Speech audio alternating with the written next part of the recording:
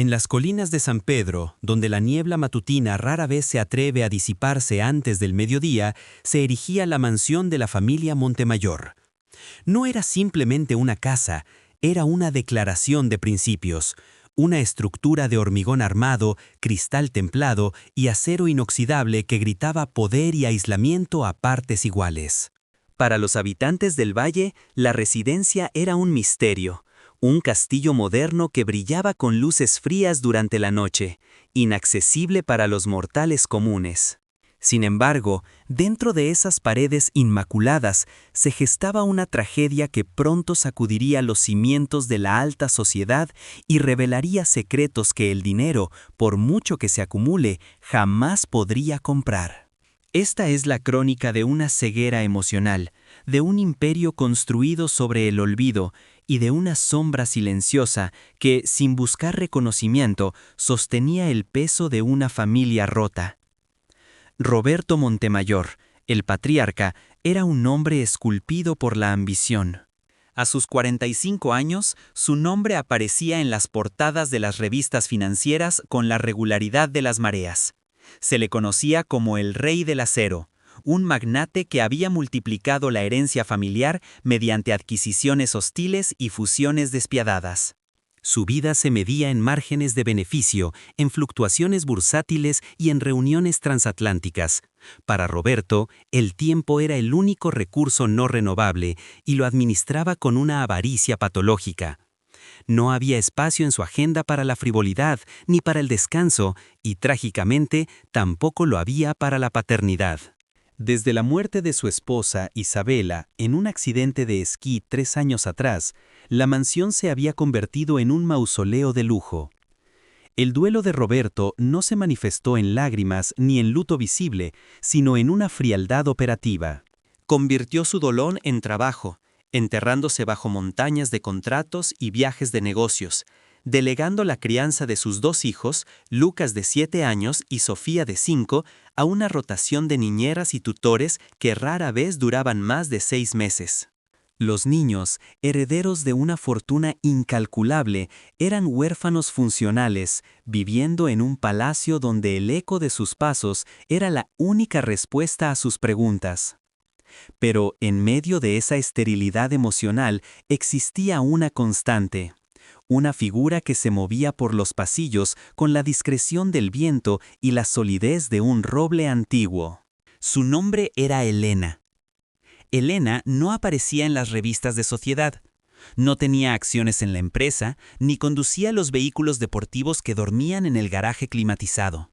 Elena era la jefa de llaves, una mujer de 60 años con manos curtidas por décadas de trabajo y una mirada que poseía una profundidad que Roberto Montemayor nunca se detuvo a analizar. Había llegado a la casa mucho antes de que nacieran los niños, mucho antes incluso de que la difunta Isabela falleciera. Para el mundo exterior, y lamentablemente para Roberto, Elena era parte del mobiliario, un mecanismo más que aseguraba que el café estuviera caliente a las 6 de la mañana y que las camisas de seda estuvieran almidonadas a la perfección. Sin embargo, la realidad intramuros narraba una historia muy diferente. Mientras Roberto conquistaba mercados en Tokio o Londres, Elena conquistaba los miedos nocturnos de Lucas y Sofía. Ella era quien untaba el ungüento en las rodillas raspadas, quien leía los cuentos hasta que los párpados pesaban y quien cocinaba, no los platos gourmet que exigía el protocolo, sino la sopa de fideos que reconfortaba el alma en los días de lluvia.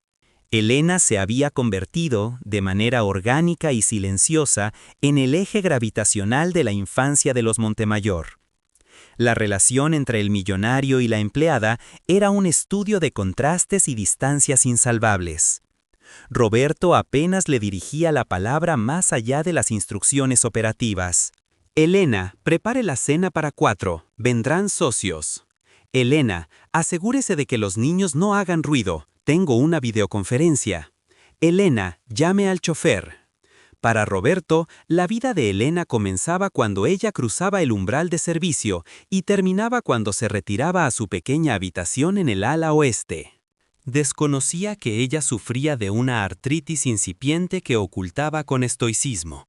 o que pasaba sus domingos libres visitando una tumba solitaria en el cementerio municipal. La invisibilidad de Elena era absoluta a los ojos de su empleador, una herramienta eficiente que no requiera mantenimiento emocional. El mes de noviembre trajo consigo un clima inusual a la región. Los vientos de Santa Ana soplaban con una ferocidad seca, cargando el aire de electricidad estática y ansiedad.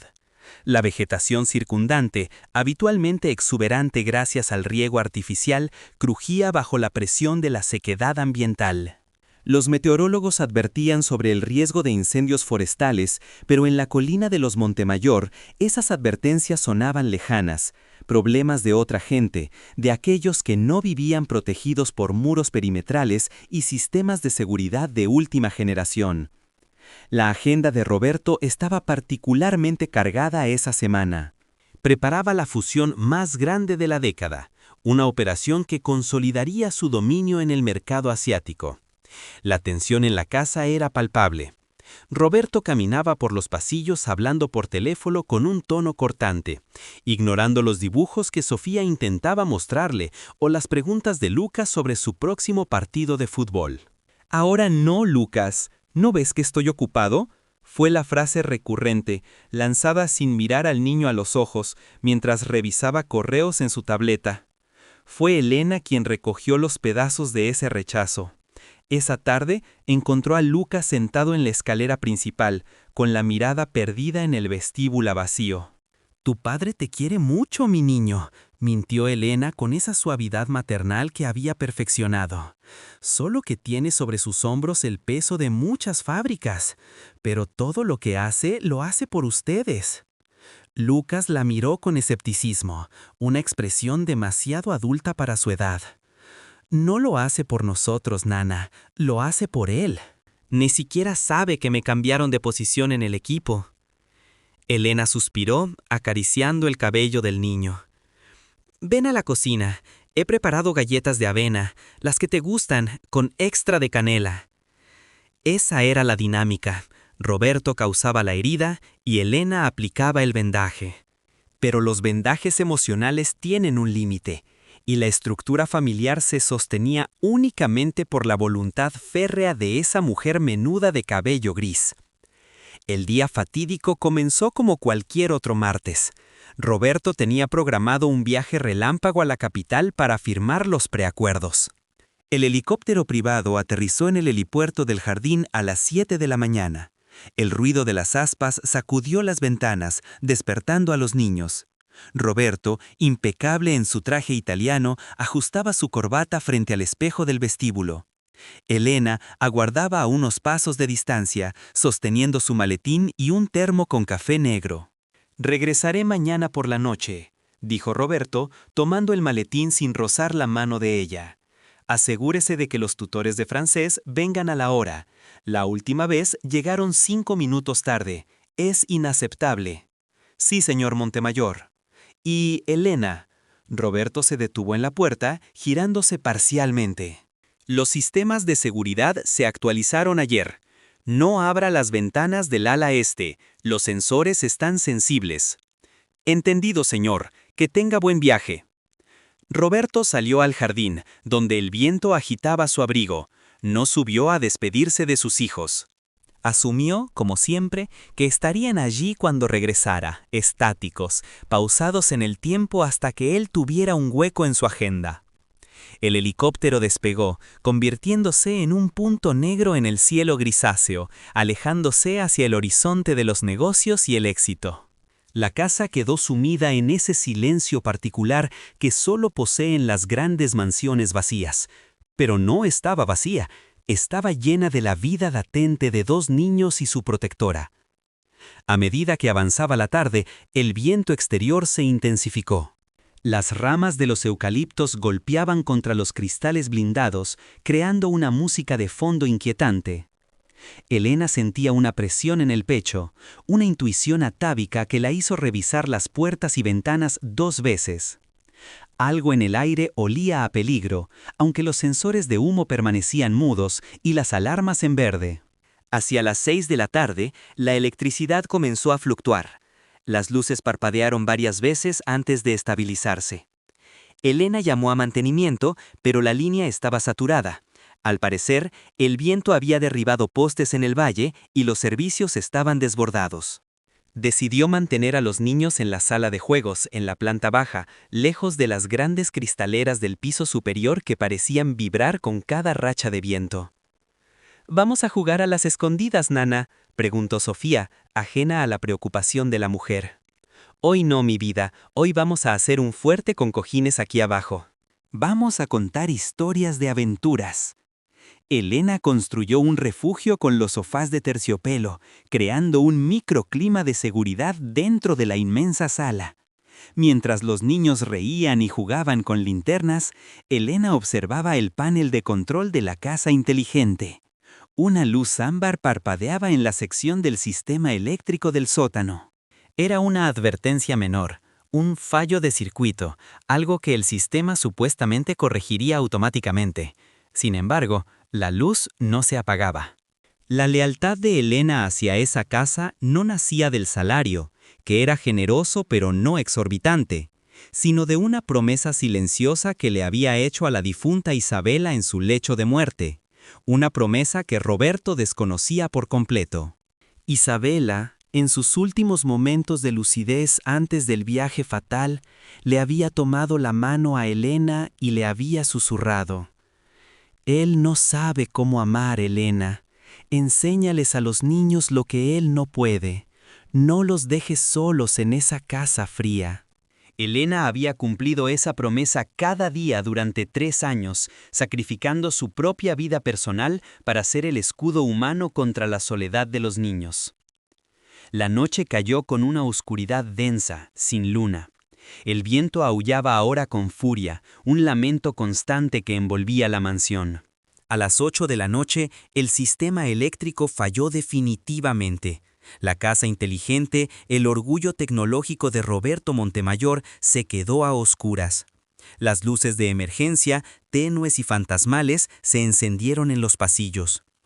«Tengo miedo», susurró Lucas, agarrando la falda del uniforme de Elena. «No pasa nada, valiente, es solo un apagón. Tenemos linternas y tenemos historias». La voz de Elena era firme, una roca en medio de la tormenta, aunque por dentro su corazón latía con fuerza. Decidió llevar a los niños a la habitación principal de la planta baja, la antigua suite de invitados, que tenía acceso directo al jardín trasero. Si el sistema de seguridad fallaba y las puertas electrónicas se bloqueaban, esa habitación tenía una puerta francesa con cerradura manual. Era un cálculo de supervivencia instintivo. Mientras acomodaba a los niños en la cama improvisada, Elena percibió un olor. No era el olor a ozono de la tormenta, ni el olor a polvo de los conductos de ventilación. Era un olor acre, químico, plástico quemado, madera vieja. Salió al pasillo, linterna en mano. El haz de luz cortó la oscuridad del corredor. Al fondo, hacia la escalera que conectaba con el sótano y la cocina, una fina columna de humo gris reptaba por el suelo como una serpiente viva. No había alarmas. El fallo eléctrico había desactivado o silenciado los sensores principales. El sistema de respaldo, que debía haber entrado en funcionamiento, permanecía inerte. La ironía del destino se manifestaba con crueldad. La fortaleza inexpugnable diseñada para mantener fuera a los intrusos se estaba convirtiendo en una trampa mortal desde adentro. El fallo en el cuadro eléctrico principal, provocado por la sobrecarga y el mal mantenimiento de una sección antigua que Roberto había pospuesto renovar por no ser prioritaria, había generado una chispa. Esa chispa había encontrado el aislamiento térmico inflamable de las paredes interiores. El fuego no estaba en una habitación, estaba corriendo por las venas de la casa, dentro de los muros, buscando oxígeno, buscando salida. Elena regresó a la habitación donde estaban los niños. Su rostro, iluminado por la luz blanquecina de la linterna, estaba pálido pero determinado. No había pánico en sus movimientos, solo una eficiencia militar. «Niños, vamos a jugar al juego de los bomberos», dijo, con una calma que contradecía el olor a humo que empezaba a filtrarse por debajo de la puerta. Necesito que se pongan los zapatos, ahora mismo, y tomen una manta cada uno. Mójenla en el baño, rápido. Lucas, percibiendo la urgencia real detrás del juego, obedeció al instante, ayudando a su hermana pequeña. Elena corrió hacia la puerta francesa que daba al jardín. Giró la manija. Estaba atascada. El sistema de cierre centralizado, al perder energía, había activado los pernos de seguridad de acero. Estaban encerrados. Las ventanas eran de vidrio laminado, diseñadas para resistir impactos de bala y huracanes, indestructibles para una mujer de 60 años y 2 niños. El humo comenzaba a espesar. Tosió. La única salida viable era la puerta principal, al otro lado del vestíbulo, atravesando el corazón de la casa, acercándose al origen del fuego. Elena sabía, con la certeza de quien ha vivido lo suficiente para reconocer el final de una era, que esa noche no se trataría de salvar la casa, ni las obras de arte, ni la herencia. Se trataba de salvar el futuro. Miró a los niños con sus mantas húmedas sobre las cabezas, mirándola con ojos grandes y confiados. Ellos creían que Elena podía arreglarlo todo, como arreglaba los juguetes rotos. Ella respiró hondo, tragando el aire viciado que ya picaba en la garganta. «Agárrense de mi cinturón, no se suelten, pase lo que pase, vamos a salir de aquí». Al abrir la puerta de la habitación hacia el pasillo, el rugido del fuego se hizo audible por primera vez. Un sonido grave, como la respiración de una bestia despertando en la oscuridad. Al final del corredor, un resplandor anaranjado comenzaba a lamer las molduras del techo. La mansión Montemayor, símbolo de la omnipotencia de Roberto, comenzaba a arder, y con ella se consumía la ignorancia de un hombre que había dejado lo más valioso de su vida en manos del azar, mientras él perseguía sombras de oro en una ciudad lejana. La batalla por la supervivencia había comenzado, y la general de ese ejército de 3 no llevaba medallas, sino un delantal de algodón y un testamento guardado en una caja de zapatos que cambiaría la visión del millonario para siempre. Esta fue la calma antes del infierno. El momento preciso en que el universo de un magnate comenzó a desmoronarse, no por una caída en la bolsa, sino por una chispa en la oscuridad. El pasillo se había transformado en la garganta de un volcán activo.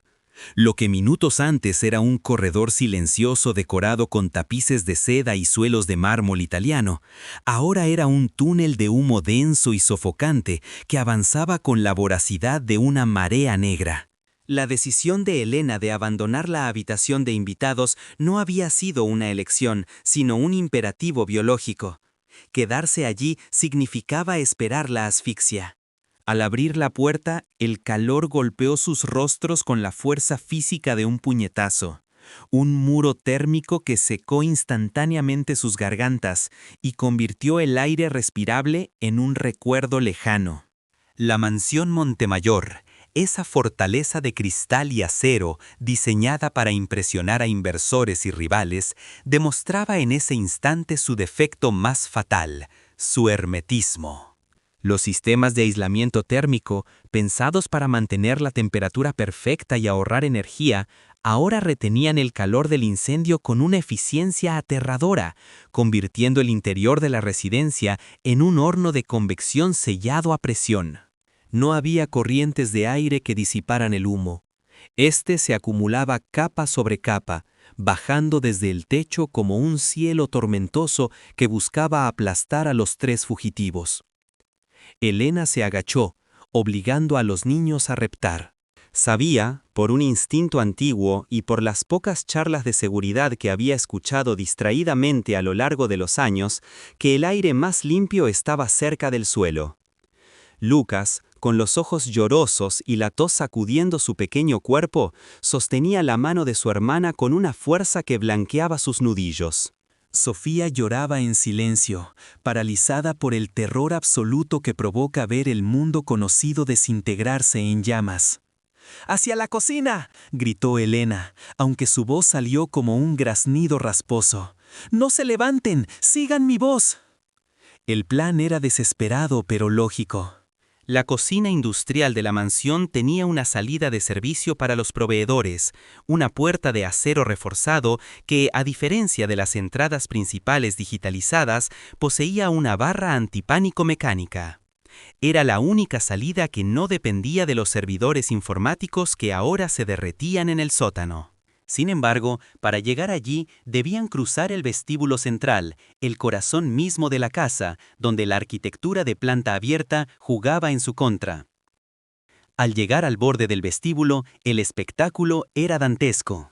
La gran escalera de caoba, por donde Roberto solía descender ajustándose los gemelos antes de una gala, era una cascada de fuego. Las llamas lamían la barandilla y ascendían hacia el candelabro de cristal de 3 metros que colgaba del techo abovedado. El calor era tan intenso que los cristales del candelabro estallaban esporádicamente, lloviendo fragmentos afilados y calientes sobre el suelo de piedra. El rugido del incendio era ensordecedor, un bramido constante que devoraba el sonido de sus propios pasos y pensamientos. Elena se detuvo un segundo, evaluando la ruta. El camino directo estaba bloqueado por una viga que había caído del segundo piso, arrastrando consigo una colección de arte moderno que ahora no era más que combustible costoso. Tenían que rodear el perímetro, pegados a las paredes, pasando peligrosamente cerca de las grandes cristaleras blindadas. «¡Vamos, mis niños, como soldados!», los animó Elena, empujando su propio miedo a un rincón oscuro de su mente. Su artritis, esa compañera constante y dolorosa de sus días, había desaparecido, eclipsada por la adrenalina pura. Cargó a Sofía en su espalda cuando la niña tropezó, ignorando el dolor agudo en su columna. Lucas se aferró a su delantal, tosiendo violentamente. Avanzaron centímetro a centímetro. El humo era ahora tan espeso que la linterna de Elena apenas cortaba la oscuridad 1 metro por delante. Los ojos les ardían como si tuvieran arena y ácido. En medio del caos, el sistema domótico de la casa tuvo un último espasmo de actividad. «Alerta de temperatura. Por favor, evacúe el área. Contactando servicios de emergencia. Error de conexión». La voz mecánica, carente de emoción, repetía el mensaje en un bucle absurdo, una banda sonora distópica para su lucha por la supervivencia. Era la voz del imperio de Roberto, inútil y rota, incapaz de ofrecer ayuda real. De repente, una explosión sacudió los cimientos.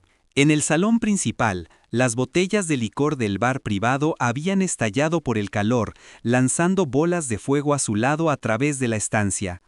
La onda expansiva empujó a Elena contra la pared, protegió la cabeza de Sofía con su mano, sintiendo cómo los escombros golpeaban su propia espalda. El aire se volvió irrespirable por un momento, cargado de vapores de alcohol ardiendo. Elena miró a Lucas.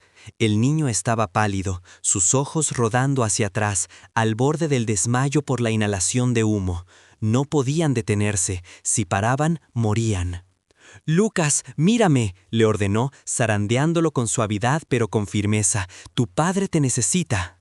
Tienes que ser fuerte. ¡Corre!». La mención del padre pareció activar un resorte en el niño. Asintió, tragando aire viciado, y siguió reptando. Llegaron al pasillo de servicio. Aquí, la decoración cambiaba. El mármol daba paso a baldosas funcionales y las paredes estaban desnudas.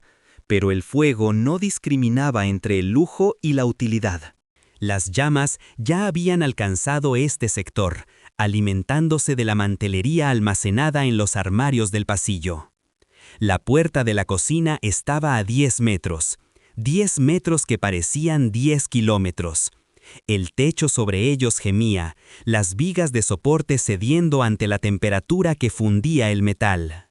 Gotas de plástico derretido de las luminarias caían como lluvia ácida, quemando la alfombra y la piel. Una de esas gotas aterrizó en el hombro de Elena. Ella mordió su labio hasta sangrar para no gritar y asustar a los niños. El olor de su propia piel quemada se mezcló con el hedor del incendio. Finalmente, irrumpieron en la cocina. Era un espacio amplio, dominado por islas de acero inoxidable que reflejaban el resplandor naranja de las llamas que entraban por la puerta trasera del jardín, donde el incendio forestal exterior ya había alcanzado la casa. La ironía era cruel. El fuego los rodeaba por dentro y por fuera. Sin embargo, la puerta lateral de servicio, la salida de los proveedores, aún parecía intacta, aunque el marco comenzaba a humear. Elena depositó a Sofía en el suelo y corrió hacia la puerta. Agarró la barra antipánico. El metal estaba hirviendo. Sus manos, curtidas por años de trabajo duro, chisporrotearon al contacto con el acero sobrecalentado. Un grito ahogado escapó de su garganta, pero no soltó la barra. Empujó con todo su peso, con toda su desesperación, ignorando el dolor atroz que le subía por los brazos. La puerta no cedió. El calor había dilatado el metal del marco, sellando la hoja de acero en su lugar. Estaban atrapados. Elena golpeó la puerta con el hombro, una y otra vez, mientras las lágrimas de frustración y dolor se mezclaban con el hollín en su rostro. Detrás de ella, Lucas y Sofía se abrazaban bajo una mesa de preparación de alimentos, tosiendo, sus figuras pequeñas perdidas en la bruma gris. Elena miró a su alrededor, buscando una alternativa. Sus ojos se posaron en la ventana alta de la despensa, una pequeña abertura rectangular utilizada para ventilación. Estaba alta, demasiado alta para los niños, y era estrecha, pero el cristal no era blindado, era vidrio simple. Sin dudarlo, Elena tomó un pesado rodillo de mármol de la encimera, se subió a un taburete inestable y golpeó el cristal con una fuerza salvaje. El vidrio estalló hacia afuera, dejando entrar una ráfaga de aire fresco, frío y ventoso, que contrastó violentamente con el infierno interior. El oxígeno avivó las llamas en la cocina, que rugieron con renovada furia, acercándose a ellos. ¡Rápido! Elena bajó del taburete y corrió hacia los niños. Cargó a Lucas primero. El niño pesaba, pero Elena sacó fuerzas de una reserva que no sabía que tenía, una fuerza nacida del amor puro y desinteresado. Lo levantó en vilo hasta la ventana. Saca los brazos, agárrate al borde y déjate caer al otro lado. Es césped, no te dolerá. Corre lejos de la casa, Lucas, lejos. Lucas obedeció, desapareciendo por el hueco hacia la oscuridad de la noche ventosa. Elena se volvió hacia Sofía. La niña estaba casi inconsciente. La levantó, sus pequeños brazos colgando inermes. «Sofía, mi vida, despierta», le susurró al oído mientras la elevaba hacia la ventana. El fuego ya estaba consumiendo los armarios de madera al otro lado de la cocina. El calor era insoportable. El pelo gris de Elena comenzaba a chamuscarse en las puntas. Con un esfuerzo titánico, empujó a Sofía a través del marco roto. Sintió cómo las manos de Lucas, desde afuera, tiraban de su hermana para ayudarla a salir. «¡Ya la tengo, nana!», gritó Lucas desde el exterior, su voz apenas audible sobre el estruendo del fuego. Elena se preparó para subir.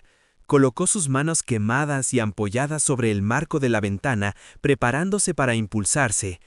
Pero en ese instante, el destino cobró su precio. Un estruendo colosal sacudió la cocina. El sistema de ventilación central, debilitado y sobrecargado, colapsó desde el techo. Una enorme estructura de metal y conductos se desplomó justo entre la ventana y el lugar donde Elena estaba de pie, derribando el taburete y golpeándola brutalmente en las piernas. Elena cayó al suelo, gritando de dolor. Una viga de acero le inmovilizó la pierna derecha, aplastándola contra el suelo de baldosas. Intentó moverse, empujar, arrastrarse, pero el peso era inamovible para una mujer de su edad y complexión. Estaba atrapada. A solo 2 metros de la salvación, a 2 metros del aire fresco donde los niños lloraban su nombre. «¡Nana! ¡Nana, ven!». Los gritos de Lucas eran desgarradores. Elena miró hacia la ventana. Podía ver el resplandor de las estrellas a través del humo que salía por el hueco. Podía oír las sirenas a lo lejos, finalmente acercándose. Pero sabía, con una certeza fría y absoluta, que ella no saldría de allí. El fuego, avivado por la corriente de aire de la ventana rota, se cerraba sobre ella. Su delantal comenzó a humear. Tosió, escupiendo sangre y hollín. El dolor de sus manos y su pierna era agónico, pero su mente estaba extrañamente clara. Había cumplido su promesa. Isabela podía descansar en paz. Los niños estaban fuera.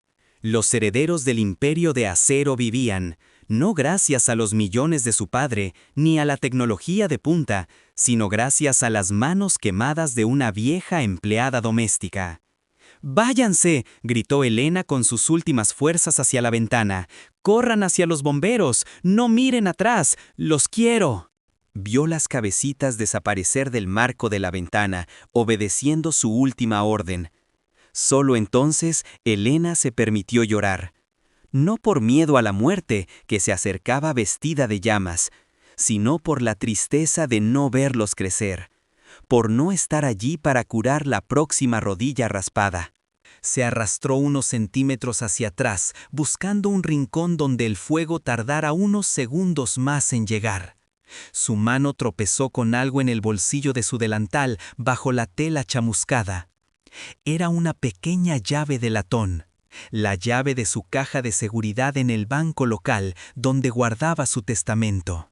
Un documento simple, escrito a mano, que Roberto Montemayor jamás pensó que existiera. El techo sobre la cocina emitió un gemido final. Las llamas envolvieron la isla central. Elena cerró los ojos, visualizando las caras de Lucas y Sofía, y rezó no por su propia alma, sino para que el hombre que regresaría mañana a encontrar cenizas encontrara también, entre los escombros de su arrogancia, la capacidad de ser padre.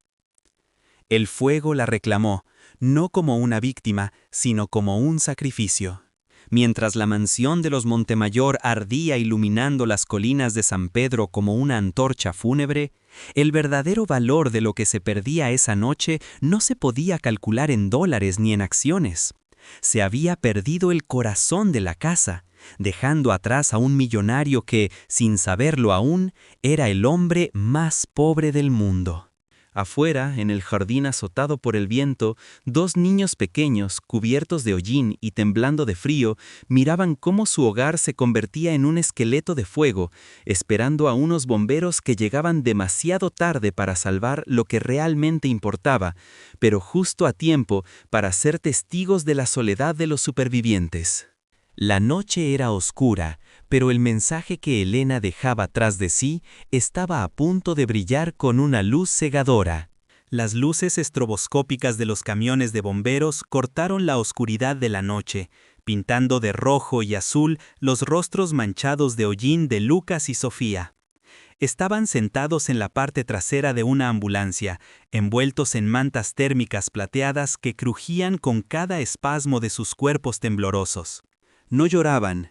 El shock había secuestrado sus emociones, dejándolos en un estado de catatonia observadora. Sus ojos, grandes y vidriosos, no se apartaban del espectáculo dantesco que consumía su hogar. La mansión, que alguna vez fue un monumento al ego y la modernidad, ahora rugía como una bestia herida de muerte, escupiendo columnas de fuego que desafiaban los chorros de agua de alta presión dirigidos por los equipos de emergencia. La llegada de los bomberos había sido rápida, pero el fuego, alimentado por los materiales sintéticos del aislamiento y la estructura de madera tratada del interior, había tomado una ventaja insuperable.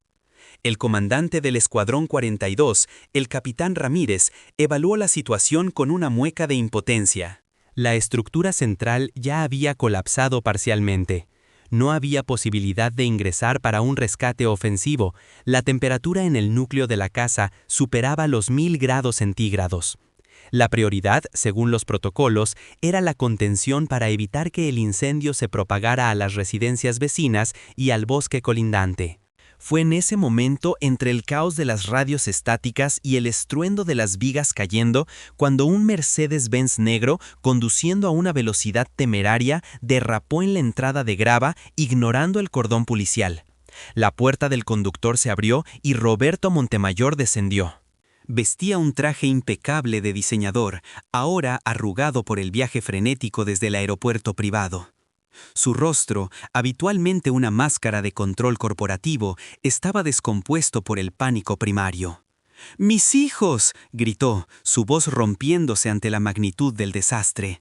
«¿Dónde están mis hijos?». Un oficial de policía lo interceptó antes de que pudiera correr hacia la línea de fuego. Hubo un forcejeo breve, una danza de desesperación y autoridad, hasta que un paramédico señaló hacia la ambulancia. Roberto corrió hacia ellos, cayendo de rodillas sobre el césped húmedo al ver a Lucas y Sofía vivos. Los abrazó con una ferocidad que los niños nunca habían experimentado de su parte, manchando su costosa camisa de seda con la ceniza y la suciedad que cubría a sus hijos. «Papá», susurró Lucas, con la garganta irritada. «Nana no salió». La confesión del niño cayó como un bloque de hielo en medio del infierno. Roberto levantó la vista hacia la casa en llamas. Hasta ese segundo, en su mente egocéntrica, la tragedia se trataba de su propiedad y su linaje. La mención de Elena, la mujer que había sido una sombra constante en los pasillos de su vida, introdujo una variable que no sabía cómo procesar. Miró a los bomberos, buscando una señal de actividad de rescate, pero solo vio hombres en posición defensiva, lanzando agua desde la distancia. La comprensión fue inmediata y brutal. Nadie más saldría de allí esa noche. A medida que el amanecer comenzaba a teñir el cielo de un gris plomizo, el fuego finalmente cedió, dejando tras de sí un esqueleto humeante de acero retorcido y mampostería negra. La lluvia había comenzado a caer, mezclándose con las cenizas para formar un barro negro que cubría todo el perímetro. Fue entonces cuando comenzó la segunda fase de la tragedia, la recuperación y la investigación forense. El equipo de peritos de incendios, liderado por la inspectora forense Laura Valdés, ingresó a las ruinas cuando el humo aún emanaba del suelo. La escena era un rompecabezas de destrucción. Valdés, una veterana con 2 décadas de experiencia en incendios estructurales, caminaba con cautela entre los escombros, tomando fotografías y notas de voz. Su trabajo era reconstruir la historia de la muerte a partir de los fragmentos calcinados. El recorrido los llevó inevitablemente a la zona de la cocina. Lo que encontraron allí silenció incluso a los bomberos más curtidos. Cerca de lo que quedaba de la pared exterior, bajo una masa deforme de conductos de ventilación colapsados, yacían los restos de Elena. La posición del cuerpo contaba una historia de heroísmo final. Estaba orientada hacia la ventana, como si en su último aliento hubiera intentado seguir a los niños que acababa de salvar. Pero lo más revelador para la inspectora Valdés no fue solo la ubicación del cuerpo, sino el entorno inmediato. «Miren esto», señaló Valdés a su equipo, iluminando con su linterna potente el marco de la puerta de servicio. «La barra antipánico está intacta, pero el marco está fusionado». Los peritos examinaron el mecanismo. La puerta estaba bloqueada mecánicamente, no por el fuego, sino por un fallo en los pernos electrónicos que debían haberse liberado ante la pérdida de energía. Sin embargo, al revisar el cuadro eléctrico principal en el sótano inundado, descubrieron la verdad incómoda que pronto saldría a la luz pública. Los disyuntores no eran de grado industrial, como requería una casa de ese tamaño y consumo tecnológico. Eran componentes estándar y, peor aún, había puentes de alambre de cobre instalados para evitar que el sistema saltara con frecuencia. Una reparación barata y negligente que había convertido la mansión inteligente en una trampa mortal. La noticia de la muerte de Elena y la supervivencia milagrosa de los niños se filtró a la prensa con la velocidad de un virus. Para el mediodía, las afueras de la propiedad de los Montemayor estaban asediadas por unidades móviles de televisión. La narrativa era irresistible para los medios. El millonario negligente, la casa fortaleza que falló, y la humilde empleada que dio su vida por los hijos del patrón. Roberto, refugiado en un hotel de lujo en el centro de la ciudad con sus hijos y un equipo de abogados, observaba las noticias en una pantalla gigante, con un vaso de whisky en la mano que no dejaba de temblar. La policía interrogó a Roberto esa misma tarde. Fue una sesión tensa en una sala privada del hotel. El detective a cargo no se dejó intimidar por la presencia de los abogados corporativos de Montemayor. Señor Montemayor, el informe preliminar de los bomberos indica que los sistemas de seguridad contra incendios no se activaron correctamente y que había modificaciones no autorizadas en el panel eléctrico. ¿Estaba usted al tanto de esto? Roberto se aflojó la corbata, sintiendo que el aire acondicionado del hotel no era suficiente para enfriar el sudor frío que le recorría la espalda. Yo delegaba el mantenimiento. Viajo mucho. Pago a gente para que se ocupe de esas cosas. ¿Delegaba el mantenimiento o rechazaba los presupuestos de actualización? Presionó el detective, deslizando sobre la mesa una copia de un correo electrónico recuperado de la nube, fechado 6 meses atrás, donde Roberto explícitamente denegaba la autorización para renovar el cableado del ala oeste por considerarlo un gasto innecesario en este trimestre fiscal. El silencio de Roberto fue más condenatorio que cualquier confesión. La realidad legal comenzaba a cerrarse sobre él, pero era la realidad moral la que empezaba a carcomerlo desde adentro. Cada vez que miraba a Lucas y Sofía sentados en silencio en el sofá de la suite, veía el fantasma de Elena. Los niños no hablaban con él, solo susurraban entre ellos. Habían erigido un muro invisible, un rechazo instintivo hacia el padre que había estado ausente, mientras la mujer que los criaba ardía viva para salvarlos. 3 días después del incendio, se liberó el cuerpo de Elena para su sepultura. La autopsia había confirmado la causa de muerte: asfixia por inhalación de monóxido de carbono y traumatismo severo por aplastamiento. No había sufrido el fuego directo hasta después de perder la conciencia, un pequeño consuelo clínico en medio del horror. El funeral se organizó en la pequeña parroquia de San Judas Tadeo, en el barrio obrero donde Elena había vivido antes de mudarse a la mansión. Roberto, aconsejado por su equipo de relaciones públicas para mostrar humanidad y mitigar el daño a su imagen, decidió costear todos los gastos. Ordenó el mejor ataúd, las flores más caras y un servicio de catering discreto. Pensaba que podía comprar la redención, o al menos el perdón de la opinión pública, con una chequera abierta. La mañana del funeral, el cielo estaba despejado, una burla brillante a la sombría procesión. Roberto llegó a la iglesia en una limusina blindada, acompañado por Lucas y Sofía, quienes vestían de negro riguroso. Al bajar del vehículo, se encontraron con una multitud. No eran paparazzi, aunque había muchos, eran personas del barrio, antiguos vecinos de Elena, gente que había escuchado de su sacrificio. Había un silencio respetuoso pero cargado de juicio cuando el millonario caminó hacia la entrada de la iglesia, sosteniendo las manos de sus hijos, quienes parecían querer estar en cualquier lugar menos al lado de su padre. Dentro de la iglesia, el ambiente era denso, oliendo a incienso y lirios.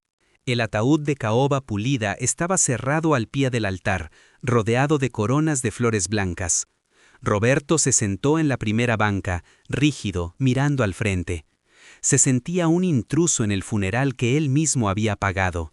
No conocía a nadie, no sabía nada de la vida de Elena fuera de las paredes de su casa. No sabía que le gustaban las gardenias, ni que coleccionaba estampillas, ni que enviaba dinero cada mes a un orfanato en su pueblo natal. Era un extraño despidiendo a una empleada, mientras que para el resto de la congregación se despedía a una santa. El sacerdote ofició una misa emotiva, hablando del amor mayor, que es dar la vida por los amigos. Cada palabra parecía una flecha dirigida a la conciencia de Roberto. Lucas lloraba silenciosamente, recostado en el hombro de su hermana menor. Sofía, Con una madurez impropia de su edad, sostenía una pequeña muñeca de trapo que Elena le había cosido años atrás, el único objeto que había logrado salvar del incendio en su bolsillo.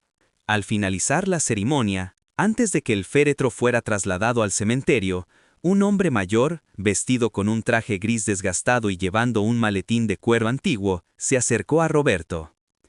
«Señor Montemayor», dijo el hombre con voz suave pero firme. Roberto se giró, molesto por la interrupción. «¿Sí? ¿Quién es usted?» «Soy el licenciado Anselmo Torres. Fui el abogado y amigo personal de la señora Elena durante 30 años». Roberto casi soltó una risa incrédula. ¿Elena tenía abogado? La idea le parecía absurda. Para él, ella era una mujer sencilla, sin propiedades ni activos que requirieran gestión legal. «Mire, ahora no es el momento. Si hay facturas pendientes, envíelas a mi oficina». «No se trata de deudas, señor Montemayor», interrumpió el abogado, abriendo su maletín sobre una mesa lateral. «Se trata de su última voluntad. Elena me dejó instrucciones estrictas. Si algo le sucedía, debía entregarle este documento a usted, y solo a usted, en presencia de sus hijos, antes de que su cuerpo bajara a la tierra». La curiosidad y una extraña sensación de inquietud se apoderaron de Roberto. Los asistentes a la iglesia comenzaron a salir lentamente, pero muchos se quedaron rezagados observando la escena. El abogado extrajo un sobre manila sellado con cinta adhesiva y una caja de zapatos vieja atada con un cordel. La misma caja de zapatos que había estado bajo la cama de Elena, la que contenía la llave de su vida secreta.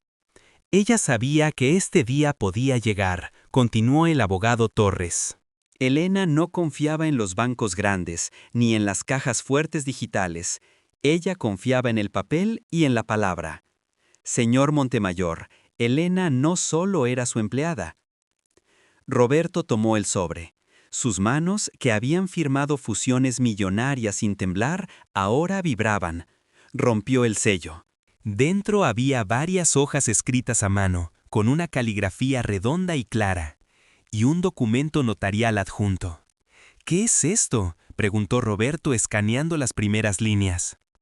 «Es un testamento», respondió Torres, «y una carta confesional. Elena invirtió cada centavo que usted le pagó durante 20 años. Vivía frugalmente. Hizo inversiones en bienes raíces en zonas que se revalorizaron. Compró acciones pequeñas pero seguras.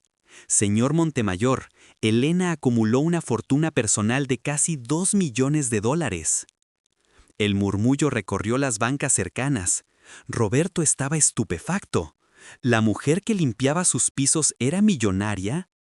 ¿Y por qué seguía trabajando?, balbuceó Roberto, su arrogancia desmoronándose ante la lógica de lo inexplicable. «Siga leyendo», instó el abogado, señalando la carta manuscrita. Roberto bajó la vista al papel. Las letras parecían bailar ante sus ojos, pero una frase saltó de la página, golpeándolo con la fuerza de un mazo físico. «No me quedé por el dinero, Roberto. El dinero lo hice para ellos. Me quedé porque Isabela me lo pidió. Me quedé porque sabía que el día que la casa se quemara, tú estarías en una reunión, y alguien tendría que sacar a tus hijos del fuego». El aire salió de los pulmones de Roberto. La carta continuaba detallando que toda su fortuna, cada centavo, estaba en un fideicomiso para la educación y el bienestar emocional de Lucas y Sofía, con una cláusula específica. El fideicomiso no podía ser administrado por Roberto Montemayor, sino por un consejo externo, para garantizar que los niños tuvieran recursos si su padre alguna vez fallaba financieramente o emocionalmente. Pero no fue el dinero lo que rompió al hombre, fue el párrafo final. En la caja de zapatos están las grabaciones de los cuentos que les leía cada noche, y las cartas que Isabela escribió para ellos antes de morir, y que tú ordenaste tirar. Las guardé todas. No salvé solo a tus hijos del fuego, Roberto, salvé sus recuerdos. Roberto miró la caja de zapatos vieja que el abogado sostenía. Miró a sus hijos, que lo observaban con una mezcla de miedo y esperanza. La armadura del magnate, forjada en años de cinismo y ambición, se agrietó irremediablemente. La magnitud de su ceguera, la inmensidad de la lealtad de esa mujer a la que había tratado como un mueble más, y la vergüenza tóxica de su propia negligencia colisionaron en su pecho. Las piernas le fallaron. No fue una metáfora. Sus rodillas golpearon el suelo de piedra fría de la iglesia con un sonido seco que resonó en la nave. El gran Roberto Montemayor, el hombre que miraba al mundo desde rascacielos, se derrumbó frente a un ataúd de madera y una caja de cartón. El llanto que brotó de su garganta no fue el llanto digno de un funeral. Fue un aullido animal, feo y desesperado. Un sonido gutural de arrepentimiento absoluto. Se aferró a la carta de Elena como si fuera un salvavidas en medio de un naufragio. Lucas y Sofía, asustados al principio por el colapso de su padre, se acercaron tentativamente. «Papá», dijo Lucas, poniendo una mano sobre el hombro tembloroso del hombre que sollozaba en el suelo. La imagen era devastadora y poderosa, reducido a la nada por la bondad póstuma de su sirvienta, rodeado por los hijos que no merecía, pero que ella le había devuelto. Las cámaras de los periodistas que esperaban afuera nunca captarían este momento, y era mejor así. Porque lo que sucedía dentro de esa iglesia no era noticia, era un juicio divino ejecutado a través de un testamento de papel y amor. El abogado Torres cerró su maletín con un clic suave. Su trabajo estaba hecho. Elena había hablado desde la tumba, y su voz había sido más fuerte que cualquier incendio.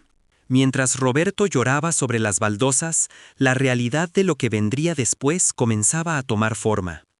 El funeral terminaría, el cuerpo sería enterrado, pero la verdadera prueba para Roberto Montemayor apenas comenzaba.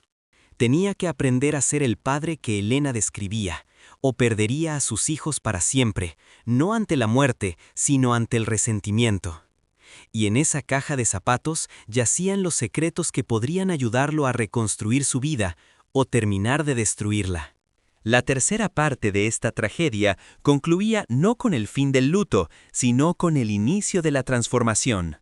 El fuego había purificado la casa, pero las palabras de Elena estaban a punto de purificar o incinerar el alma del millonario. Las luces estroboscópicas de los camiones de bomberos cortaron la oscuridad de la noche, pintando de rojo y azul los rostros manchados de hollín de Lucas y Sofía. Estaban sentados en la parte trasera de una ambulancia, envueltos en mantas térmicas plateadas que crujían con cada espasmo de sus cuerpos temblorosos. No lloraban. El shock había secuestrado sus emociones, dejándolos en un estado de catatonia observadora. Sus ojos, grandes y vidriosos, no se apartaban del espectáculo dantesco que consumía su hogar.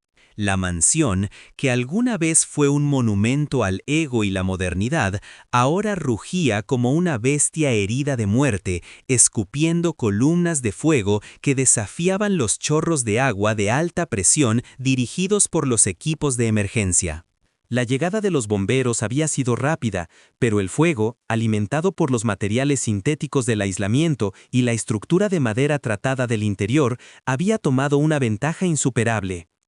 El comandante del escuadrón, el capitán Ramírez, evaluó la situación con una mueca de impotencia visible bajo la luz de los reflectores. La estructura central ya había colapsado parcialmente sobre sí misma, creando un horno impenetrable. No había posibilidad táctica de ingresar para un rescate ofensivo. La temperatura en el núcleo de la casa superaba los 1000 grados centígrados. La prioridad, según los fríos protocolos de emergencia, era la contención para evitar que el incendio se propagara a las residencias vecinas y al bosque colindante. Fue en ese momento, entre el caos de las radios estáticas, el crepitar de la madera y el estruendo de las vigas cayendo, cuando un sedán de lujo negro, conduciendo a una velocidad temeraria, derrapó en la entrada de grava, ignorando el precario cordón policial amarillo. La puerta del conductor se abrió violentamente y Roberto Montemayor descendió. Vestía un traje impecable de diseñador italiano, ahora arrugado por el viaje frenético desde el aeropuerto privado donde su jet acababa de aterrizar. Su rostro, habitualmente una máscara de control corporativo impenetrable, estaba descompuesto por el pánico primario. ¡Mis hijos!, gritó, su voz rompiéndose ante la magnitud del desastre, una nota discordante en la sinfonía de la destrucción. ¿Dónde están mis hijos? Un oficial de policía lo interceptó físicamente antes de que pudiera correr hacia la línea de fuego, un acto suicida impulsado por la adrenalina.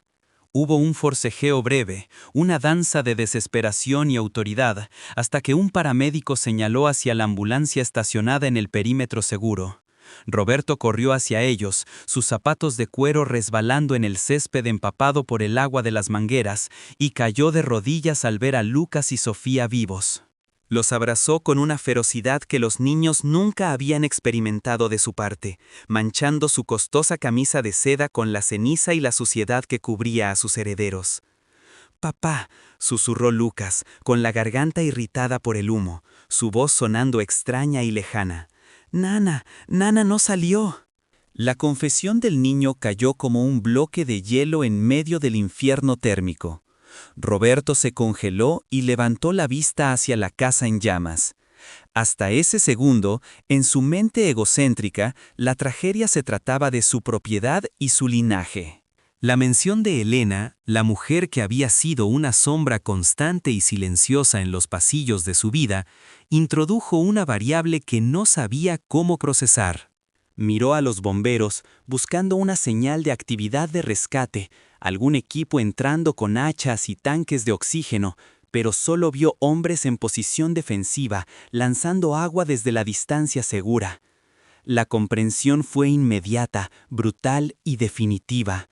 Nadie más saldría de allí esa noche. La casa se había convertido en una tumba ardiente. A medida que el amanecer comenzaba a teñir el cielo de un gris plomizo y triste, el fuego finalmente cedió, no por el esfuerzo humano, sino porque ya no quedaba nada más que devorar. Dejó tras de sí un esqueleto humeante de acero retorcido y mampostería negra. La lluvia había comenzado a caer, mezclándose con las toneladas de cenizas para formar un barro negro y viscoso que cubría todo el perímetro como un sudario. Fue entonces cuando comenzó la segunda fase de la tragedia, la recuperación y la investigación forense. El equipo de peritos de incendios, liderado por la inspectora forense Laura Valdés, ingresó a las ruinas cuando el humo aún emanaba del suelo como respiraciones de un monstruo moribundo. La escena era un rompecabezas de destrucción total. Valdés, una veterana con 2 décadas de experiencia en incendios estructurales, caminaba con cautela entre los escombros inestables, tomando fotografías y notas de voz. Su trabajo era reconstruir la historia de la muerte a partir de los fragmentos calcinados. El recorrido los llevó inevitablemente a la zona donde solía estar la cocina. Lo que encontraron allí silenció incluso a los bomberos más curtidos. Cerca de lo que quedaba de la pared exterior, bajo una masa deforme de conductos de ventilación colapsados y vigas fundidas, yacían los restos irreconocibles de Elena. La posición del cuerpo contaba una historia de heroísmo final. Estaba orientada hacia la ventana, su brazo extendido no hacia una salida para ella, sino señalando la ruta por donde habían escapado los niños. Pero lo más revelador para la inspectora Valdés no fue solo la ubicación del cuerpo, sino el entorno inmediato que revelaba la causa de la trampa. «Documenten esto con detalle», ordenó Valdés a su equipo, su voz dura iluminando con su linterna potente el marco de la puerta de servicio. La barra antipánico está intacta, pero el marco está fusionado. Los peritos examinaron el mecanismo. La puerta estaba bloqueada mecánicamente desde el interior, no por el fuego, sino por un fallo catastrófico en los pernos electrónicos que debían haberse liberado automáticamente ante la pérdida de energía. Sin embargo, al revisar el cuadro eléctrico principal en el sótano inundado horas después, descubrieron la verdad incómoda que pronto saldría a la luz pública y destruiría reputaciones. Los disyuntores no eran de grado industrial, como requería una casa de ese tamaño y consumo tecnológico. Eran componentes estándar, insuficientes. Y peor aún, había puentes de alambre de cobre instalados manualmente para evitar que el sistema saltara con frecuencia. Una reparación barata, chapucera y negligentemente criminal que había convertido la mansión inteligente en una jaula mortal. La noticia de la muerte de Elena y la supervivencia milagrosa de los niños se filtró a la prensa con la velocidad de un virus digital. Para el mediodía, las afueras de la propiedad de los Montemayor estaban asediadas por unidades móviles de televisión y periodistas hambrientos. La narrativa era irresistible para los medios sensacionalistas. La fortaleza tecnológica que falló y la humilde empleada doméstica que dio su vida por los hijos del patrón. Roberto, refugiado en un hotel de lujo en el centro de la ciudad, con sus hijos y un equipo de abogados de crisis, observaba las noticias en una pantalla gigante, con un vaso de whisky en la mano que no dejaba de temblar. La policía interrogó a Roberto esa misma tarde. Fue una sesión tensa en una sala privada del hotel, lejos de las cámaras. El detective a cargo no se dejó intimidar por la presencia de los 3 abogados corporativos de Montemayor que flanqueaban al empresario como perros guardianes. «Señor Montemayor», dijo el detective, poniendo una carpeta sobre la mesa de caoba. «El informe preliminar de los bomberos indica que los sistemas de seguridad contra incendios no se activaron correctamente y que había modificaciones no autorizadas y peligrosas en el panel eléctrico. ¿Estaba usted al tanto de esto?» Roberto se aflojó la corbata, sintiendo que el aire acondicionado del hotel no era suficiente para enfriar el sudor frío que le recorría la espalda bajo la camisa. «Yo delegaba el mantenimiento. Viajo mucho por negocios. Pago a gente para que se ocupe de esas cosas triviales». ¿Delegaba el mantenimiento o rechazaba sistemáticamente los presupuestos de actualización?, presionó el detective, deslizando sobre la mesa una copia impresa de un correo electrónico recuperado de la nube esa misma mañana. Estaba fechado 6 meses atrás. En él, Roberto explícitamente denegaba la autorización para renovar el cableado del ala oeste y los sistemas de emergencia por considerarlo un gasto innecesario en este trimestre fiscal. El silencio de Roberto fue más condenatorio que cualquier confesión firmada. La realidad legal comenzaba a cerrarse sobre él como una prensa hidráulica, pero era la realidad moral la que empezaba a carcomerlo desde adentro. Cada vez que miraba a Lucas y Sofía, sentados en silencio en el sofá de la suite presidencial, veía el fantasma de Elena.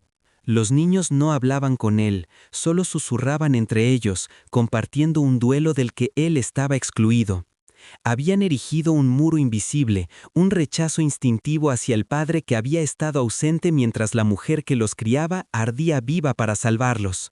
3 días después del incendio, las autoridades liberaron el cuerpo de Elena para su sepultura.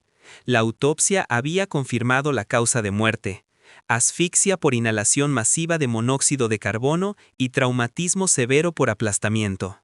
No había sufrido el fuego directo hasta después de perder la conciencia, un pequeño consuelo clínico en medio del horror absoluto. El funeral se organizó en la pequeña parroquia de San Judas Tadeo, en el barrio obrero donde Elena había vivido antes de mudarse a la mansión como interna.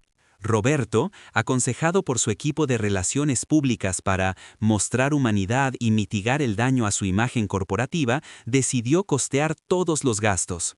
Ordenó el mejor ataúd de maderas preciosas, las flores más caras importadas y un servicio de catering discreto. En su mente transaccional pensaba que podía comprar la redención, o al menos el perdón de la opinión pública, con una chequera abierta. La mañana del funeral, el cielo estaba despejado, una burla brillante y azul a la sombría procesión. Roberto llegó a la iglesia en una limusina blindada, acompañado por Lucas y Sofía, quienes vestían de negro riguroso y parecían más pequeños y frágiles que nunca. Al bajar del vehículo, se encontraron con una multitud que desbordaba el atrio. No eran paparazzi, aunque había muchos en la periferia, eran personas del barrio, antiguos vecinos de Elena, gente que había escuchado de su sacrificio. Había un silencio respetuoso pero cargado de juicio cuando el millonario caminó hacia la entrada de la iglesia, sosteniendo las manos de sus hijos, quienes parecían querer estar en cualquier lugar menos al lado de su padre biológico. Dentro de la iglesia, el ambiente era denso, oliendo a incienso antiguo y lirios frescos. El ataúd de caoba pulida estaba cerrado al pie del altar, rodeado de coronas de flores blancas inmensas que contrastaban con la modestia de los muros descascarados del templo. Roberto se sentó en la primera banca, rígido, mirando al frente. Se sentía un intruso en el funeral que él mismo había pagado. No conocía a nadie. No sabía nada de la vida de Elena fuera de las paredes de su casa. No sabía que le gustaban las gardenias, ni que coleccionaba estampillas, ni que enviaba dinero cada mes a un orfanato en su pueblo natal. Era un extraño despidiendo a una empleada, mientras que para el resto de la congregación se despedía a una santa. El sacerdote ofició una misa emotiva, hablando del amor mayor que es dar la vida por los amigos. Cada palabra parecía una flecha dirigida con precisión a la conciencia blindada de Roberto. Lucas lloraba silenciosamente, recostado en el hombro de su hermana menor. Sofía, con una madurez impropia de su edad, sostenía una pequeña muñeca de trapo quemada en un borde que Elena le había cosido años atrás. Era el único objeto que la niña había logrado salvar del incendio en su bolsillo. Al finalizar la ceremonia, antes de que el féretro fuera trasladado al cementerio para el entierro, un hombre mayor, vestido con un traje gris desgastado y llevando un maletín de cuero antiguo, se acercó a la primera fila. «Señor Montemayor», dijo el hombre con voz suave pero firme, interponiéndose en el paso del magnate. Roberto se giró, visiblemente molesto por la interrupción del protocolo. «¿Sí? ¿Quién es usted?» «Soy el licenciado Anselmo Torres. Fui el abogado y amigo personal de la señora Elena durante 30 años». Roberto casi soltó una risa incrédula y nerviosa. ¿Elena? ¿Tenía abogado? La idea le parecía absurda. «Mire, ahora no es el momento. Si hay facturas pendientes o salarios no reclamados, envíelas a mi oficina y mis contadores». «No se trata de deudas, señor Montemayor», interrumpió el abogado, colocando su maletín sobre una mesa lateral y abriendo los broches oxidados. «Se trata de su última voluntad. Elena me dejó instrucciones estrictas y precisas. Si algo le sucedía en esa casa, debía entregarle este documento a usted, y solo a usted, en presencia de sus hijos, antes de que su cuerpo bajara a la tierra». La curiosidad y una extraña sensación de inquietud se apoderaron de Roberto. Los asistentes a la iglesia, que comenzaban a salir lentamente, se detuvieron. Muchos se quedaron rezagados, observando la escena con atención. El abogado extrajo un sobre manila sellado con cinta adhesiva y una caja de zapatos vieja, de cartón desgastado, atada con un cordel de yute. Era la misma caja de zapatos que había estado bajo la cama de Elena, la que contenía la llave de su vida secreta. «Ella sabía que este día podía llegar», continuó el abogado Torres, su voz resonando en la nave. «Elena no confiaba en los bancos grandes, ni en las cajas fuertes digitales que usted tanto valora. Ella confiaba en el papel y en la palabra. Señor Montemayor, Elena no solo era su empleada doméstica». Roberto tomó el sobre. Sus manos, que habían firmado fusiones millonarias sin temblar jamás, ahora vibraban incontrolablemente. Rompió el sello con dificultad. Dentro había varias hojas escritas a mano, con una caligrafía redonda y clara que reconocía de las listas de la compra, y un documento notarial oficial adjunto. «¿Qué es esto?», preguntó Roberto, escaneando las primeras líneas sin comprender. «Es un testamento», respondió Torres con solemnidad, «y una carta confesional. Elena invirtió cada centavo que usted le pagó durante 20 años. Vivía frugalmente, casi en la pobreza voluntaria. Hizo inversiones inteligentes en bienes raíces en zonas populares que se revalorizaron. Compró acciones pequeñas pero seguras durante décadas. Señor Montemayor, la mujer a la que usted pagaba el salario mínimo acumuló una fortuna personal y líquida de casi $2 millones. El murmullo de asombro recorrió las bancas cercanas como una ola. Roberto estaba estupefacto, su cerebro incapaz de computar la información. ¿La mujer que limpiaba sus pisos era millonaria? ¿Y por qué? ¿Por qué seguía trabajando para mí? ¿Por qué aguantaba mis gritos? Balbució Roberto, su arrogancia desmoronándose ante la lógica de lo inexplicable. Siga leyendo, instó el abogado, señalando la carta manuscrita con un dedo calloso. Roberto bajó la vista al papel. Las letras parecían bailar ante sus ojos nublados, pero una frase saltó de la página, golpeándolo con la fuerza de un mazo físico en el centro del pecho. No me quedé por el dinero, Roberto. El dinero lo hice para ellos, para asegurar su futuro lejos de tu control si fuera necesario. Me quedé porque Isabela, tu esposa, me lo pidió en su lecho de muerte. Me quedé porque sabía que el día que la casa se quemara, metafórica o literalmente, tú estarías en una reunión y alguien tendría que sacar a tus hijos del fuego. El aire salió de los pulmones de Roberto como si hubiera recibido un impacto de bala. La carta continuaba detallando que toda su fortuna, cada centavo, estaba en un fideicomiso blindado para la educación y el bienestar emocional de Lucas y Sofía, con una cláusula específica y humillante. El fideicomiso no podía ser administrado por Roberto Montemayor bajo ninguna circunstancia, sino por un consejo externo para garantizar que los niños tuvieran recursos si su padre alguna vez fallaba financiera o emocionalmente. Pero no fue el dinero ni la bofetada a su ego financiero lo que rompió al hombre. Fue el párrafo final, escrito con tinta corrida, como si Elena hubiera llorado al escribirlo.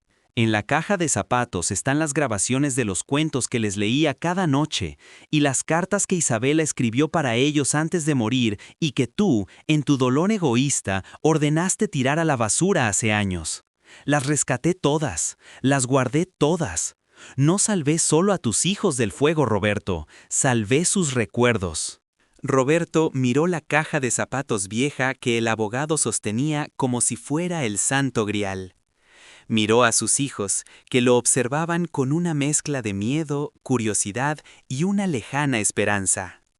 La armadura del magnate, forjada en años de cinismo, ambición y frialdad, se agrietó irremediablemente. La magnitud de su ceguera, la inmensidad de la lealtad de esa mujer a la que había tratado como un mueble más y la vergüenza tóxica de su propia negligencia colisionaron en su pecho. Las piernas le fallaron, no fue una metáfora literaria. Sus rodillas golpearon el suelo de piedra fría de la iglesia con un sonido seco y doloroso que resonó en toda la nave. El gran Roberto Montemayor, el hombre que miraba al mundo desde rascacielos de cristal, se derrumbó físicamente frente a un ataúd de madera y una caja de cartón llena de papeles viejos. El llanto que brotó de su garganta no fue el llanto digno y contenido de un funeral de clase alta. Fue un aullido animal, feo, roto y desesperado. Un sonido gutural de arrepentimiento absoluto que heló la sangre de los presentes. Se aferró a la carta de Elena con los nutillos blancos como si fuera un salvavidas en medio de un naufragio en alta mar. Lucas y Sofía, asustados al principio por el colapso total de la figura de autoridad que era su padre, se acercaron tentativamente.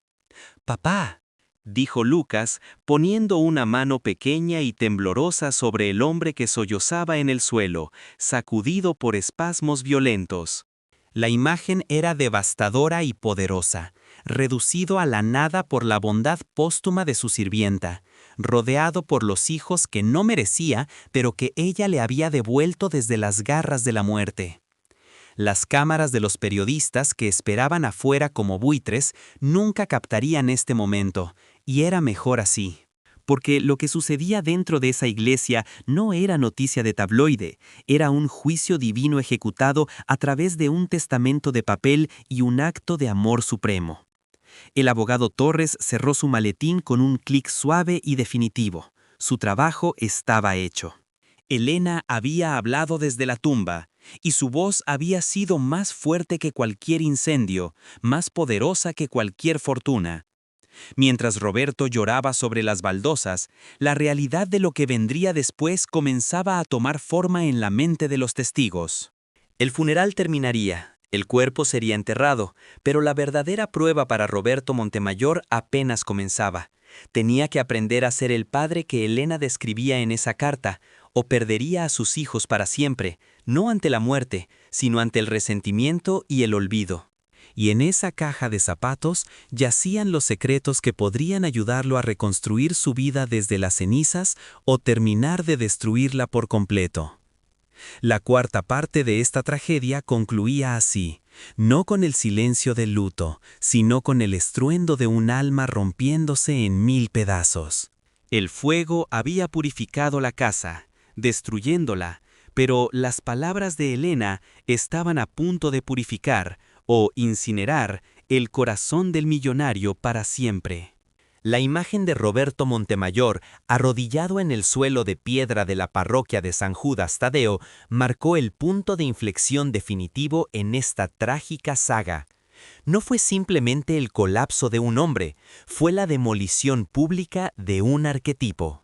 Los asistentes al funeral, inicialmente hostiles ante la presencia del magnate, observaron en silencio cómo la arrogancia se disolvía en un charco de lágrimas sobre un testamento manuscrito. Sin embargo, mientras el duelo emocional alcanzaba su cenit dentro del templo, en el exterior, la maquinaria de la justicia y el escrutinio público comenzaba a girar con una fuerza inexorable que ni siquiera la fortuna de los Montemayor podría detener. Al salir de la iglesia, el sol del mediodía golpeó a Roberto y a sus hijos con una claridad brutal. Los destellos de las cámaras fotográficas estallaron como disparos de artillería. La noticia de la confesión del testamento y la existencia de una fortuna secreta de la empleada doméstica ya se había filtrado, probablemente a través de algún asistente que no pudo resistir la tentación de enviar un mensaje de texto. Los titulares cambiaron en tiempo real. Elena ya no era solo la víctima o la heroína sacrificada. Ahora era la matrona moral que había humillado al gigante corporativo desde la tumba. Roberto, con los ojos hinchados y el rostro desencajado, no intentó cubrirse ni proteger su imagen. Por primera vez, su única preocupación era proteger a Lucas y Sofía del asedio, guiándolos hacia la limusina no con la autoridad de un dueño, sino con la protección desesperada de un padre acorralado. En los días subsiguientes, la narrativa del accidente trágico fue desmantelada sistemáticamente por la Fiscalía del Estado. La inspectora forense Laura Valdés entregó su informe final 72 horas después del funeral. El documento, de 300 páginas, era una autopsia técnica de la negligencia criminal. La evidencia era irrefutable. Los sistemas de aspersores en el ala de servicio habían sido desactivados intencionalmente 6 meses antes debido a una fuga menor que Roberto se había negado a reparar correctamente, optando por cerrar la válvula principal para evitar daños de agua en el piso de madera importada. Esa decisión administrativa, tomada desde una oficina con aire acondicionado a miles de kilómetros de distancia, había condenado a Elena a morir en un pasillo sin salida. La presión pública se volvió insostenible. Las acciones de Grupo Montemayor se desplomaron en la bolsa de valores, perdiendo un 40% de su valor en una semana. Los socios comerciales se distanciaron, cancelando contratos y emitiendo comunicados de prensa condenando la falta de ética en la seguridad. Pero para Roberto, el colapso financiero era ruido de fondo. Su verdadera bancarrota estaba ocurriendo en la suite del hotel donde permanecía recluido con sus hijos. La caja de zapatos, ese objeto mundano que el abogado Torres le había entregado, se convirtió en el centro de su universo. Noche tras noche, mientras los niños dormían en la habitación contigua o fingían dormir, Roberto se sentaba bajo la luz tenue de una lámpara de escritorio a examinar el legado de Elena. Lo que encontró allí fue más devastador que cualquier citatorio judicial. La caja contenía una grabadora de casetes antigua y varias cintas etiquetadas con fechas. Al presionar reproducir en la primera cinta, la voz de Elena llenó la habitación, suave y cálida, leyendo El Principito. Pero no leía sola. Se escuchaban las risas de Lucas, entonces un bebé, y los balbuceos de Sofía. En los intervalos, Elena hablaba con los niños, no como una empleada, sino como una guardiana de la memoria. «Tu papá los quiere mucho», decía la voz de Elena en una grabación de hace 5 años, respondiendo a una pregunta inaudible de un Lucas pequeño. «Está trabajando para construirles un castillo». Roberto detuvo la cinta, sintiendo un nudo en la garganta que le impedía respirar. Elena había defendido su imagen ante sus hijos, incluso cuando él la trataba con desdén. Había construido un mito de un padre amoroso para proteger el corazón de los niños, una mentira piadosa que ahora le dolía más que cualquier insulto. Debajo de las cintas estaban las cartas de Isabela. Eran las misivas que su esposa había escrito en el hospital durante sus últimas semanas de vida, luchando contra el cáncer. Roberto recordaba haberlas visto años atrás, en medio de su propio duelo tóxico, y haber ordenado a Elena que se deshiciera de todo eso porque no soportaba el dolor de leerlas. Pensó que habían sido trituradas, pero Elena, en un acto de desobediencia santa, las había guardado. Roberto abrió una carta dirigida a él, fechada 2 días antes de la muerte de Isabela. El papel estaba amarillento, pero la caligrafía era inconfundible. «Amor mío», leía Roberto, con las lágrimas manchando la tinta antigua. «Sé que te cerrarás. Sé que tu forma de lidiar con el dolor es construir muros y hacer dinero. Pero te ruego, no dejes a nuestros hijos huérfanos de padre vivo. Elena te ayudará. Confía en ella. Ella tiene el corazón que a ti se te romperá por un tiempo». La lectura de esa frase fue el golpe de gracia.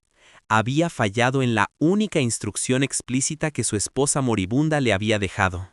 No solo no había cuidado a Elena, sino que su avaricia y negligencia la habían matado. La magnitud de su culpa trascendía el código penal. Era una condena espiritual absoluta.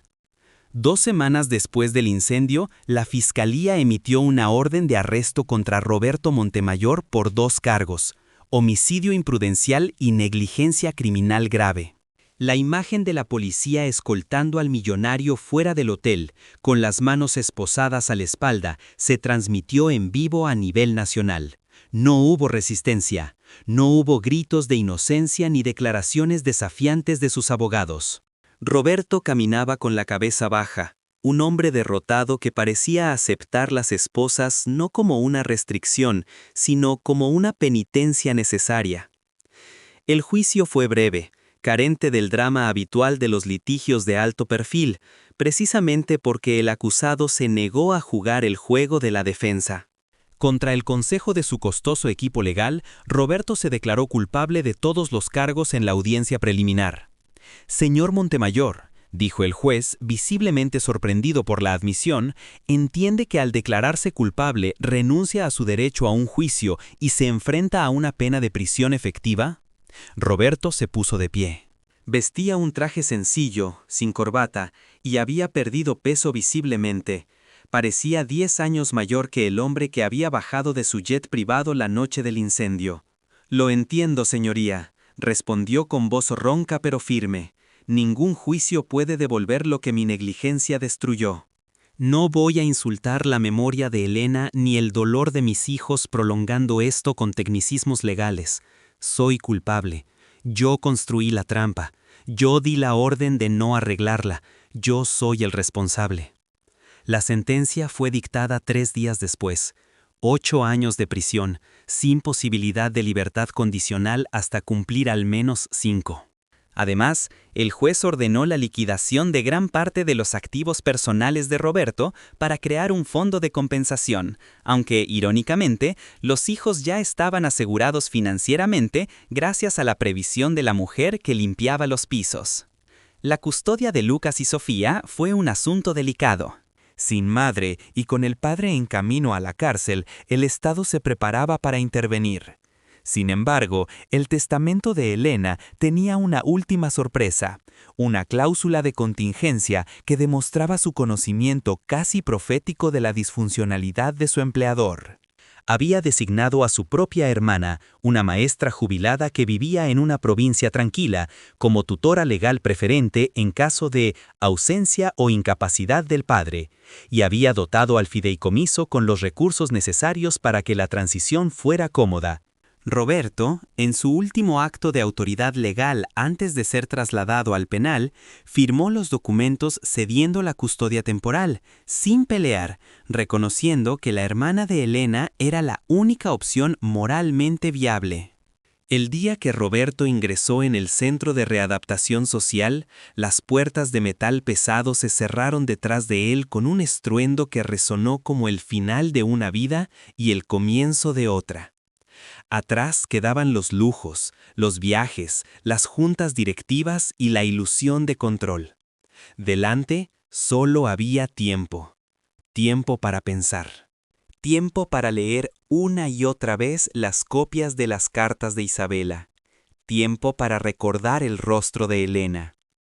Los años en prisión no fueron amables, pero fueron transformadores. Roberto, el hombre que nunca se había ensuciado las manos, fue asignado a la biblioteca de la prisión. Allí, rodeado de libros viejos y reclusos que buscaban redención en las letras, comenzó a entender el valor de lo que Elena había hecho. No el valor monetario, sino el valor humano. Comenzó a escribir cartas a sus hijos. Al principio, las cartas eran devueltas sin abrir.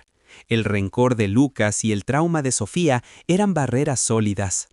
Pero él siguió escribiendo, semana tras semana, sin pedir perdón, simplemente contando sus días, compartiendo recuerdos de Isabela que había recuperado de su memoria fragmentada y expresando una gratitud constante hacia la tía Elena. Al tercer año de su condena, recibió una carta. Era de Sofía. Solo contenía un dibujo. Una casa que no se parecía en nada a la mansión moderna que se quemó, sino una casa pequeña con flores en las ventanas, y 4 figuras de palitos, ella, Lucas, Elena con alas, y una figura un poco apartada, identificada como papá. Roberto lloró sobre ese dibujo hasta que el papel se deshizo. Fue el primer puente tendido sobre el abismo. 5 años después de la tragedia, Roberto obtuvo la libertad condicional por buena conducta. Salió de la prisión con una bolsa de plástico con sus pocas pertenencias y el pelo completamente gris. Nadie lo esperaba en la puerta, no había limusinas ni prensa. El mundo había olvidado el escándalo, girando hacia nuevas tragedias. Tomó un autobús hacia la provincia donde vivían sus hijos con la hermana de Elena. El reencuentro no fue una escena de película, fue incómodo, lleno de silencios y miradas evasivas. Lucas, ahora un adolescente alto con la mirada seria de su madre, se mantuvo distante. Sofía fue más receptiva, pero cautelosa. Roberto no intentó recuperar su rol de patriarca. Alquiló un pequeño apartamento cerca de ellos y consiguió un trabajo como contable en una pequeña empresa local. Vivía con sencillez, dedicando cada momento libre a intentar ganar, gramo a gramo, la confianza que había perdido por toneladas. El epílogo de esta historia nos lleva al 10º aniversario del incendio. El lugar donde una vez se erigió la mansión de los Montemayor sigue vacío. La naturaleza ha reclamado las ruinas. Enredaderas verdes cubren los cimientos de hormigón, y flores silvestres crecen donde una vez estuvo la cocina trampa. No se reconstruyó nada allí, por decisión unánime de Roberto y sus hijos. El terreno fue donado al municipio y convertido en el Parque Elena, un espacio público y reserva natural dedicado a la memoria de la mujer que dio todo. En el centro del parque hay una estatua discreta de bronce. No es una figura heroica en una pose dramática. Es una mujer sentada en un banco, con un libro abierto en el regazo, leyendo. La placa en la base no menciona al millonario, ni el incendio, ni la fortuna. Solo dice a Elena. Ese día del aniversario, un hombre mayor, vestido con ropa modesta, caminaba por el sendero del parque. Roberto Montemayor se detuvo frente a la estatua. A su lado, dos jóvenes adultos, Lucas y Sofía, estaban de pie. No lo abrazaban, pero estaban allí, con él. La cicatriz de la tragedia nunca desaparecería por completo. Las quemaduras del alma son permanentes. Pero mientras observaban la efigie de su salvadora, había una sensación de paz. Roberto sacó de su bolsillo una carta vieja, desgastada por los años de lectura. La carta que Elena le había dejado en el testamento. La leyó en silencio una última vez, agradeciendo a la mujer que, con su muerte, le había enseñado finalmente cómo vivir. Entendió entonces que Elena no solo había salvado a los niños del fuego físico aquella noche. Al preparar ese testamento, al guardar esa caja de zapatos y al forzarlo a confrontar su propia miseria moral, Elena había entrado en el infierno de su egoísmo y lo había sacado a él también. La empleada había muerto salvando a los hijos del millonario, es cierto, pero su milagro final fue mucho mayor. Resucitó al padre que había muerto en vida mucho antes de que se encendiera la primera chispa. Y así, entre las hojas de los árboles que susurran con el viento en el parque que susurran con el viento, el legado de Elena perdura, una prueba eterna de que el amor, en su forma más pura y sacrificial, es la única moneda que no se devalúa ni siquiera ante la muerte. Aquí termina la crónica de la caída de la Casa Montemayor y el ascenso del legado de Elena. Una historia que nos recuerda que, al final, cuando el fuego se apaga y el humo se disipa, lo único que queda de nosotros es a quien amamos y quien nos amó lo suficiente como para salvarnos de nosotros mismos.